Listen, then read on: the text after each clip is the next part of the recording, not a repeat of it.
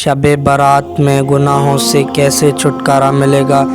تو اس بابرکت رات میں آپ کے گناہ بھی سارے بخش کیے جائیں گے، تو وہ اللہ تعالیٰ آپ کے گناہ سارے بخش کر دے گا۔ اس رات میں اگر آپ سچی نیت سے اللہ تعالیٰ سے معافی مانگیں گے تو آپ کے ہر گناہ معاف ہو جائیں گے۔ تو اس رات میں یہ شب رات ہر سال میں ایک مرتبہ آتی ہے۔ یہ رات بہت بابرکت میں راتوں میں سے ایک رات ہے۔